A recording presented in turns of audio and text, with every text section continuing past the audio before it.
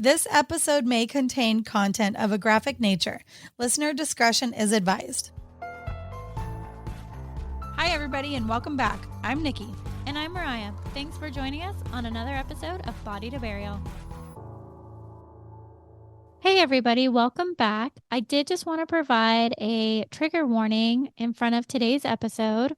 This week, we will be discussing stillbirth. So if that is a topic that you just need to avoid to keep your heart happy and safe, please skip this week and join us back next week where we'll have a new episode. Or you can head over to our Patreon page where we do have a library of bonus episodes. If you just still want to spend part of your week with us, we do have something there for you to listen to. Otherwise, here we go with today's episode. Okay, so for today, we have one of those jobs that I don't think you've probably heard of. I hadn't heard of it before until I kind of stumbled across it in one of my midnight rabbit hole, what kind of, occupations exist in the world. Yeah. And I found this really unique one that I think deserves a little spotlight. So we are going to welcome Dani, and Dani is what they call a remembrance photographer. Now, she works pretty exclusively with an organization called Now I Lay Me Down to Sleep, and they focus on families that have maybe a child on life support or that was stillborn or, kind of in end of life situations. Now, I will say she does also offer remembrance photography for pets or hospice, things like that. But this was something I had never heard of before, and I didn't even know was a service that was provided. Okay. Oh, is this one going to kill my soul? Am I going to cry? I think a little bit. This isn't necessarily forensics, right? Yeah. But it is somebody that comes in down the line and that is dealing with that transition from life onto the next journey, whatever you believe that to be. And this is someone that's kind of bearing witness in those moments. And I think that that's really incredible. And I think that there's a lot of healing that can be had from her services. And she must be one heck of a person to be able to show up and be there. Right? Yeah. This is a job I know I can't do now that we're even just talking about that part because it's making me sad already. I don't think I could never do it because I couldn't help. I couldn't help not be emotional. You know what I mean? I don't think I could not spiral just because I imagine we had a good family friend who had a little boy in the oncology unit, and I couldn't even walk through there. Seriously. It was just painful because it's like 1,000%. These are these little itty bitty babies or toddlers or kiddos that just don't deserve to be where they are. Yep. No. And that to me, I could never wrap my brain around. And I always got angry, not necessarily like I definitely would tear up, but it just became this more like outrage anger.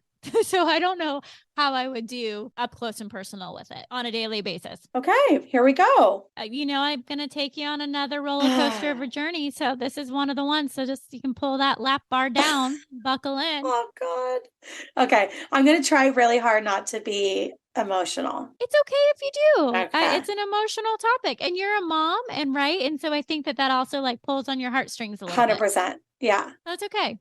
Let it flow if it comes. Okay. All right. Let me get Dani. Dani? Yes. Hi. Hi. Welcome. How are you? I'm good. How are you? Good. Thanks. Awesome. Well, thank you for taking the time to join us this afternoon. We really appreciate it. Absolutely. Okay. So remembrance photography, I'm picturing that as somebody that's reached out to you who maybe has a loved one that's in hospice or maybe is doing an assisted suicide or... Yeah, I do. I definitely do like anything you could think of. I've even been asked about the end of a dog's life when you know that your dog is at the end of his life and they know they're going to be putting him down.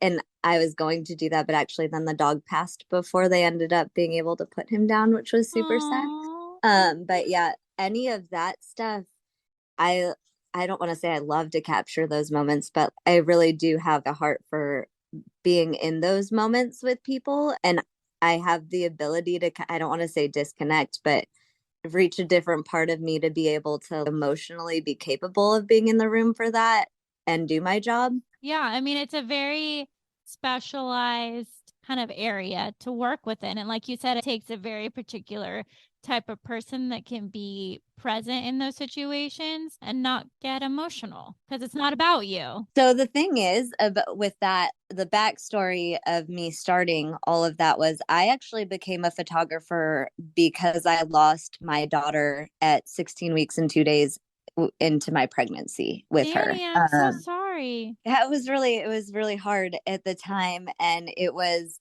not just losing her, but she was my fourth baby and she would have been my second little girl. So it was like the picture perfect. And so my kids go 22 months apart, my oldest, my second, and then 26 months apart. And then my two girls were going to be 22 months apart, like my two boys were.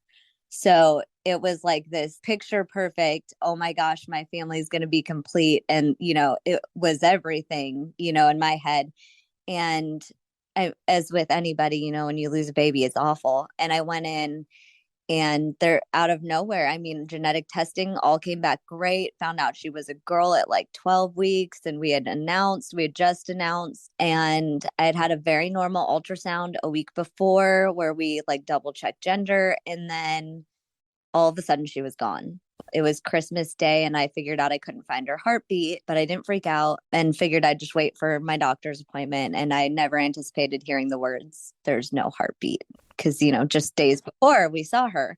But within that, I had actually asked to be induced because, like I said, this is my fourth baby. I'm like the crunchy, all natural mom. So I wanted to give birth to her because I wanted that closure of holding her and seeing her. She was inside of me for 4 months. That's a long time, and going from walking in pregnant to walking out not pregnant, you want that closure. And I knew that that would give me closure, but the doctor that I had at that time actually wouldn't allow me to be induced. I had a retroverted uterus. And so it was actually dangerous for me to have a DNC, but I didn't know that at the time. And he essentially forced me into a DNC. And I begged him for fingerprints, footprints, any of that. And he refused to give me anything. I had nothing of her existence. I walked in pregnant and walked out with absolutely nothing at all. And I had to go home and tell them, like, she's gone. And I don't have anything to show for it. I have an ultrasound. And they actually had originally thrown the ultrasound in the garbage. I had to ask them for the last picture of my baby, and they had to fish it out of a garbage can. And so that's where all of this started. Dani, I know you work with an organization called Now I Lay Me Down to Sleep. Can you tell us a little bit about that organization? Yes. So Now I Lay Me Down to Sleep is an organization, it's a nonprofit where we have volunteers that dispatch the calls and volunteers that do the photography. And volunteers also actually just separately do editing for us photographers if we can't get to the editing. But we come after we get a phone call. They'll dispatch out, say, a 37-week baby that has passed away, and this is their condition. Then one of us volunteers, there's right now in the Nashville area, there's about 6 or 7 of us volunteers. And one of us will say, "I will take it." And then we will go to the hospital and take pictures of this baby with their parents or without if they wish. But we kind of tend to try and, I don't want to say push, but we try to encourage them to do those pictures with their babies because it's the only ones they'll ever get. And a lot of times they do choose to be in the pictures. And we take black and white images of the baby and their parents or just the baby alone while they still have them there in their bodies there. We do that not only with babies that have passed away, but also babies that have fatal conditions or we know are going to pass away soon after birth. Like there was a little boy on life support in that he was going to be passing away and the family wanted images. And so they reached out to me and I took pictures of this baby on life support. I actually took my best friend for this time because it was a very emotional one. We did it together and I took pictures of him on life support. And they also wanted pictures of him passed away so they could actually hold him because on life support, they really couldn't hold him or be in the pictures with him other than being at like a distance, holding his fingers and stuff. So I said, look, why don't we split it into two? I will make 2 trips. I will come one for when he's alive. So you get some of your baby living and breathing. And I actually sent video for that one too, because I wanted them to be able to see his breath. And so I got images of them then. And then we got home, and about an hour later, I got the call that he had passed away. So then we turned around, went straight back to the hospital, and went and took images of his parents holding him and being able to touch him for the first time, free of wires and things like that. And so it was really special to be on both ends of that, and with that baby in his last moments, and as well as when he was free of all those things. So that's essentially what Now I Lay Me Down to Sleep does. And we're not tied to doing both, but a lot of us do, because we understand this is a family's last and first time they're ever going to get to hold their baby. So it's so important that they get to have that. And I know what it feels like to not have that for myself, and to hold nothing in my hands of, my daughter's existence. So it's closure for me, and it honors my daughter every time I get to do that for another family.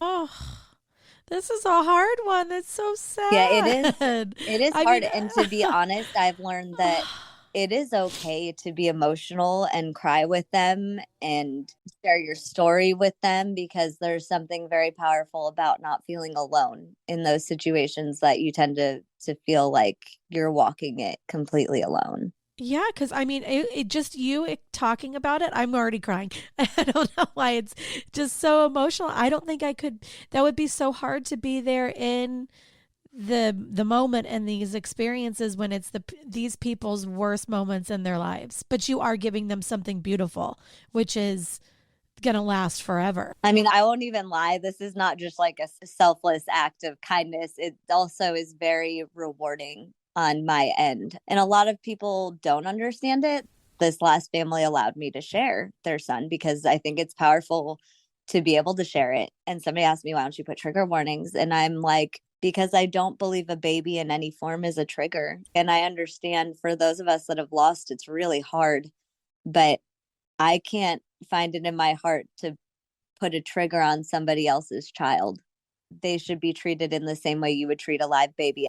I don't only take these pictures, I also handle every baby as well, posing wise and stuff. So I have the honor of holding these babies too, in some of their last moments sometimes, or just after they pass away. And I feel connected to them in the way that, they're still a human being to me. I'm not holding a dead body, dead, lifeless body. I am holding somebody's child. Oh, I don't know why I'm having such a hard time with this one. I'm trying Yeah, not to no, cry. it's hard. And Now I Lay Me Down to Sleep is an incredible organization, and they take care of their volunteers too. And we have a 24/7 line of therapists who actually donate their time to talk to us if we're having a hard time after a session, because it's triggering for us too sometimes. So they selflessly give of their time and talk us through. So that's really nice too, that they offer that. Yeah, because it's got to be like that for even babies and people that you're doing for animals that you're with them in that experience, and hospice people, and like all of it has to be hard to see emotionally. It is. It definitely, and I don't want to say it takes its toll, because really I feel like it is healing for me in a sense. Like, I know that my daughter's life directly impacted another family, because without her life and her death, I would have never become a photographer, because I wasn't a photographer when I lost her. I had always wanted to be. But when I lost her and I wasn't given the chance to hold her or have anything of her, it was my life's mission to become a photographer for Now I Lay Me Down to Sleep. So then I threw myself wholeheartedly into it. I'm going to learn this, and I'm going to be good at this, and I'm going to honor somebody else's family with this, because I needed that and I didn't get it. So actually, a year to the day that she passed away, I received my acceptance letter into Now I Lay Me Down to Sleep, one year to the day. Wow, that's crazy. So it was pretty incredible. Like I felt like that was like a sign from her. And what's interesting too is every year on the day that she passed away, every year since, I've gotten a Now I Lay Me Down to Sleep call. And they are not an everyday thing. We get 1 or 2 a month. That is so crazy. What other sign can Yeah, that be? exactly. You know? Like I'm like, oh, I know it's her and I got to take it. Like I cannot say no. So it's been incredible work, life changing. And there's nothing like connecting with those people. Do you ever keep in contact with these families afterwards? I do. Actually, a couple of them have friended me and found me. And one actually just recently did that, where she posted my pictures and thanked me. And that was one of my hardest sessions. I dedicated 7 hours to that session. Generally, our Now I Lay Me Down to Sleep sessions are like 15 to 20 minutes. But this baby was on life support and she started to pass away on life support. And so at that point, they wanted to baptize her and they wanted images of her being baptized. So I ended up staying for a very prolonged period to be there through that. Oh, how beautiful is that for the family? Yeah, it's remarkable how much variety there is in this work. I mean, babies that have passed from gestational diabetes to just horrific things like just an accident in delivery. And I can't even fathom those ones that are like, you go in thinking you're bringing a baby home full term and healthy, normal, yeah, everything's good. Yeah. I mean, losing a baby in any way, there's nothing like that. But to go in expecting to bring your baby home and then they're gone. It's just. Do they know about you? Like that, say that that's a scenario that happens. How would they know about your services? Does the hospital know about you guys and then say this is an option? That's what we do. We reach out to several hospitals. We market to the hospitals are in the area, so they know about our program, so they know to give these families that option. And so we'll reach out to the nurses and the staff and share our information in hopes that they will pass that along. Okay. So yeah, because I've known a couple people that have known that there was a problem and the baby was going to pass away once they are born, but they actually have time to prepare and set something up like this and do some research. But yeah, the families that it's just so sudden, they don't have time to prepare and even know that you guys exist. Yeah. So our organization has grown immensely, even over the few years that I've been working with them. It's word of mouth is amazing, because if the hospital doesn't know, a lot of times like a friend will know or a family member will know about Now I Lay Me Down to Sleep. And so it's been amazing to watch the whole organization grow so much. Are other cities and other states, do they do this too? So Now I Lay Me Down to Sleep is nationwide. So you can reach out to Now I Lay Me Down to Sleep in any state. There are some cities that don't have as many photographers or are in need of photographers, but the organization is available in every state. That's fantastic. It's amazing. And most of us are willing to travel pretty far and dedicate our time to it or move things around so we can do it. It's hard work, but it's super rewarding. Yeah. I don't know if I could do it. I would be crying the whole entire time. Even when other people are crying, I'm instantly just crying. I can't help it. I try not to, but it'd be hard for me. I've stepped away before. I've had to step out of the room before, like, regain composure, because I truly believe it is totally okay to show your emotion and cry and let them know like you feel for them. But then it's another to actually burden them with your emotion or bawling uncontrollably or something. Like they're comforting you. Yes, exactly. There's a line. Exactly. Because it's such a private moment too that you're a part of. And that is the thing. I walk in and always remind myself, like, this is somebody's most vulnerable moment. You need to walk in there and have your stuff together. Did you do photography on the side where you just like took pictures of your family and stuff that? It was like hobby. I always loved photography, but ultimately her death was the push that I needed. It was like, I have a purpose and I'm going to go do this. And I will work for this organization. And it's not actually, they really vet their photographers. It's not easy to just get in with them. You have to show your work and like size it in a specific way, do it in black and white, and you have to pass that test basically to even be considered. Yeah, because I'm picturing almost pictures of just like hand holding and, not necessarily faces, or more candid. Is that kind of what it is? More candid photos? Depending on their condition. If the condition is horrific, there's a lot of skin tearing and stuff like that, because it does happen depending on how quickly they deteriorate after birth. And sometimes the baby will pass away days before they're delivered because they didn't know that the baby passed away. In that case, their condition's not going to be as good. If their condition's really bad, we'll do more hands and feet and things. But otherwise, we do face, we do ears, toes, fingers, all the little details. I guess, Dani, it's categorized as, and I don't know if this is the right terminology, but more lifestyle photography. It's not posy pictures. No, and we do have some posing, but the hard part is when you're handling a baby after they passed away, you don't know what you're getting. Some babies are very rigid, some babies are very floppy, and there's no way to really pose them, because the worst part is risking tearing their skin while you're handling them. And that's really heartbreaking as a mom to watch. So as much as we can, we try not to move them because their condition goes down really quick. That would be so hard. Yeah. But those are pictures that, like, I'm just even thinking of, after my kids were born, you get the newborn pictures and whatever else. And if you lose a child and you don't have those pictures, but they existed and they're not on your wall, like, that's beautiful that you can give them those pictures to put on the wall. When we try to always encourage the parents to get involved, simply because a lot of times in the moment you feel so overwhelmed by emotion, and then a few weeks later you realize you don't have that and you should have done it. And it's better to just take those pictures, and if you never look at them, you don't, but they're there because you're in shock. There's nothing like the feeling of just finding out your baby has passed away. It's not easy to think clearly. A lot of the moms are on heavy painkillers, or they're sedating them, like the one that I said with the baptism. She thought she was coming home with a healthy baby. So like they had to heavily sedate her because she was super emotional. I mean, as a mom, I can't even imagine. I would be off the wall. You would have to sedate me too.